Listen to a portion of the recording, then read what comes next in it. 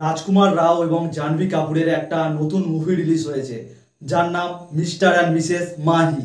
তো এই মুভিটা আমি দেখলাম, মুভিটা কেমন তা জানাবো এই ভিডিওর মধ্যে। প্রথমে জানা যাক এই মুভির মূল কাহিনী। এই মুভির মূল কাহিনী হলো রাজকুমার রাও যে একজন ক্রিকেটার, মানে ক্রিকেট খেলতো আর কি, কিন্তু পরবর্তীকালে তার বাবা তাকে ক্রিকেট খেলতে বারণ করে এবং তার দোকান সামলাতে বলে। এরপর রাজকুমার রায়ের বিয়ে হয় এবং তার স্ত্রী জাহ্নবী কাপুর, সেও ক্রিকেট পছন্দ করে।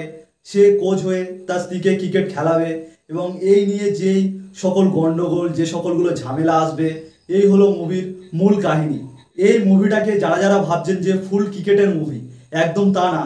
এটা পুরোপুরি ক্রিকেট নিয়ে কোনো মুভি না, এটা হলো একটা রিলেশন নিয়ে মুভি। মানে সোজা কথায় বলা চলে যে এখানে ক্রিকেটের থেকে রিলেশনটাকে বেশি গুরুত্ব দেওয়া হয়েছে। এখানে রাজকুমার রাও যে ক্যারেক্টারটা প্লে করেছে, মানে একজন সরল সিধা ভালো মনের মানুষের ছেলে, কিন্তু তার মন কখন পাল্টে যায় বোঝা যায় না। এবং জাহ্নবী কাপুরের কথা বলা যায় যে সে ধীরে ধীরে নিজেকে গ্রো করছে, কিন্তু এখানে তাকে পুরোপুরি ক্রিকেটার বলে মনে হচ্ছে এমনটা না, মানে তাও সে খুব ভালো কাজ করছে আস্তে আস্তে। এবং মুভিটা হলো একটি ইমোশনাল মুভি, মানে ইমোশনাল যে অতটাও ইমোশনাল ততটাই নয়, মোটামুটি একটা ইমোশনাল মুভি।